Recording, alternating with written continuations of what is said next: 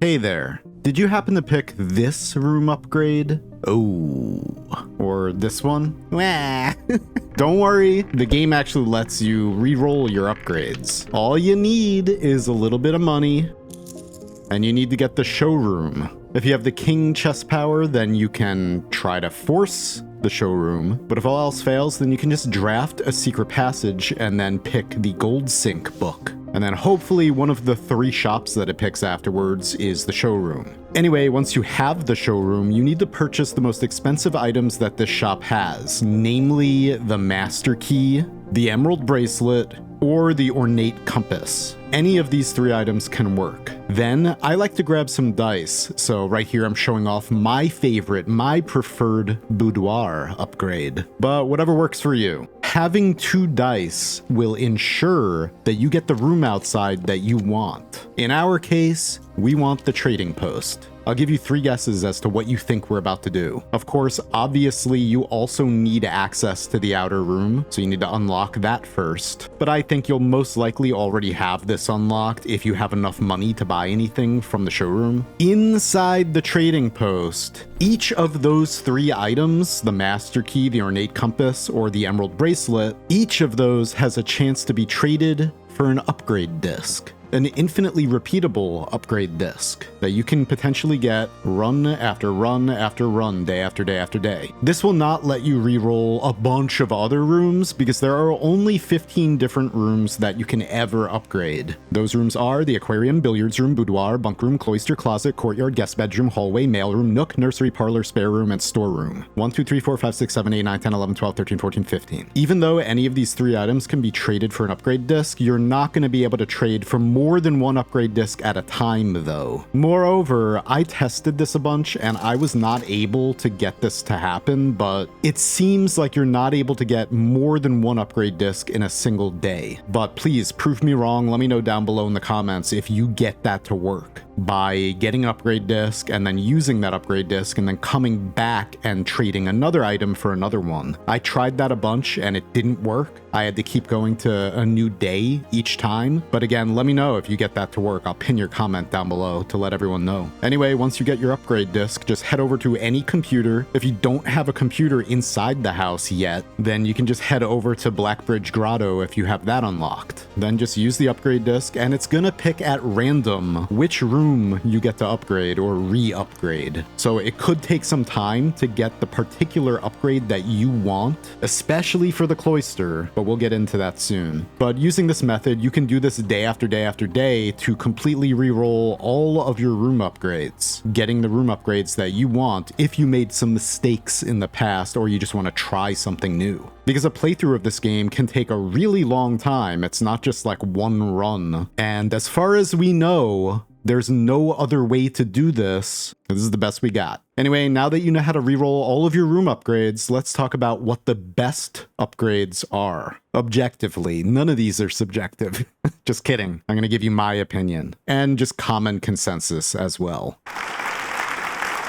Okay, so unfortunately, there's one that you can't really completely reroll, and we're gonna start with that one. The spare room. It's a special case because we get to upgrade this one twice. Unfortunately, because we get to upgrade it twice, we can only ever reroll the second upgrade. So because a lot of people like to go spare green room and then spare terrace from there to force every green room to not cost any gems, I think that's probably the best. However, in my main playthrough, I went spare bedroom, and in my opinion, the best of the best spare bedroom is the servants' spare quarters. This makes this a completely free hallway that also happens to give you a bunch of keys, at least 1, and also it has a high chance to spawn a tool inside as well. Next, the best aquarium is without question the electric eel aquarium. Not only are these little buggers cute, but that turns your aquarium into not only its default state of every color of room, but also a power source. With this, you'll have a much easier time powering anything you might want to power. The other upgrade choices just give you 10 gold or a star. I mean, it's not even a question. Next, we have the billiard room. This one depends entirely on whether or not you want to do math problems. However, a good friend of mine from the Noita community made this solver right here.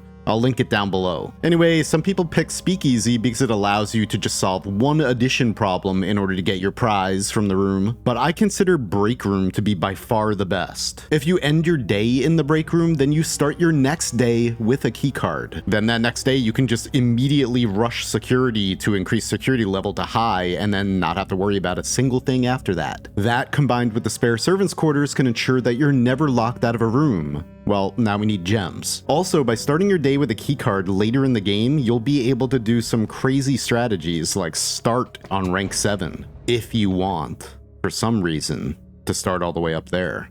Pawn power. Now for the boudoir. I already told you guys which one of these I prefer, the 2 dice. Who cares about 1 gem or 3 apples? Rerolls are amazing. Get them. The bunk room. You're much more likely to proc this with 2 green rooms than 2 hallways, and gems are way better than coins, so I think the middle one is the best here. Next is the cloister. This one is difficult to reroll, and it's even more difficult to tell which is the best because I've only tried a couple of these. That's because there are 8 different variations of cloister, 1 for each paragon or angel. And whenever this room is picked for your upgrade, the computer only gives you a choice of 3 of those 8. So it could be tricky and it could take a little while to get the one that you want. For my money, I pick Draxus hands down because not only are dead ends extremely powerful, I mean they come with the downside of being a dead end, but they usually give you some pretty good boons, like the attic being one of the greatest rooms in the entire game. But if you're trying to get that drafting trophy for accomplishing the dead ends challenge, then you're gonna want the Cloister of Draxus most likely. Other than that, the other one that seems really good is the Cloister of Arinda. Now, closet. Do not be tempted to get the bedroom closet. It is not good. You're never going to be able to draft that. Some people like the hallway closet, but I think that the empty closet is the best. There are plenty of red rooms with multiple doors. You have a high chance of getting use out of this. Next is courtyard. Out of these, the courtyard is really good because it's always unlocked, and you can make a lot of use of that, especially early on when keys are slim. But I also really like the gems. Do not be tempted to pick the scam spots. Now we have the guest bedroom. Guest bedroom is interesting because it gives you another puzzle to interact with day after day. And there was an exploit, I don't know if it still works, where you can just get the reward over and over, but it's probably the worst. And coins you're gonna get in a lot of other ways throughout this game. I don't think the quest bedroom is worth it. So in my opinion, just getting more rerolls is always a good thing, never a bad thing. Hallway is a simple one, take the +1 key. Why would you want a locked trunk? There are plenty of them around. Also, you really don't want to clog your draft pool with a bunch of hallways. Probably.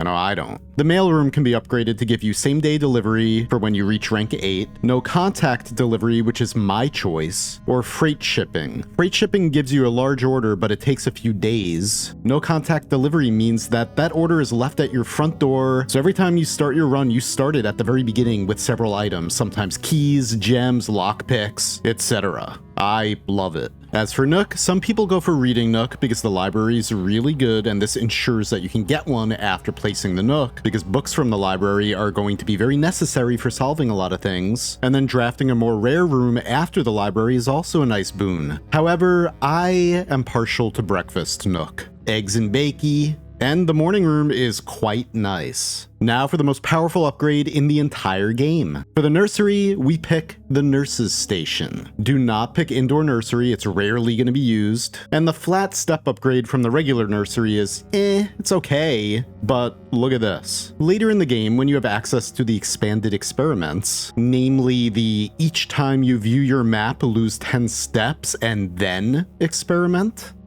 what does the nurse's station do? If you have less than 10 steps when you enter this room, set your steps to 20. Can you see how this could be a really good thing?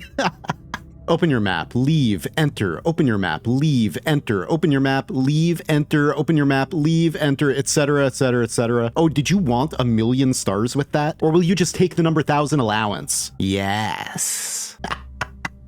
Unfortunately, I don't have footage of the parlor upgrades because I ran out of time and I wanted to get this video out. However, the parlor upgrades are gain an extra gem as a prize, have 2 wind-up keys as you see right here, and the funeral parlor, which a lot of people pick the funeral parlor because the gem prize is equal to the number of active red rooms in your house. However, if you open an empty box with the funeral parlor, you lose 30 steps. If you're okay with that and you like solving these, no problem. But later in the game, when they start adding 2, 3, 4 statements per box, no thanks. Give me the 2 keys any day. Thank you. Especially for a few gems, I don't care. I don't want to take the time to solve these later on, I think. Plus, you can trade the second wind-up key at the trading post outside for a random item. Win-win. And last but not least, we have the storeroom. You can get either 2 keys instead of 1, 2 gems instead of 1, or 10 coins instead of 1. Money is really a non-issue in this game, so if you pick the 10 coins, you're going to regret it pretty quickly. So it's really only a toss-up between the gems and the keys. I picked keys. I prefer that. Anyway, thank you guys very much for watching. I really hope that this video helps you. I have many other Blueprints videos on the way, among other things. Videos covering all of the history and lore of this game, which there's a huge amount, as well as all of the deep secrets. I'm probably going to be making guides for literally everything, but I will 100% be deep diving into all the big endgame puzzles. That is my true love in all of gaming, and I am here for it. I've been waiting 2 years for this game. It's finally here. I've been addicted to it every single day. You might be too. I love you. Have a great day. And I'll see you next time. All right. Bye.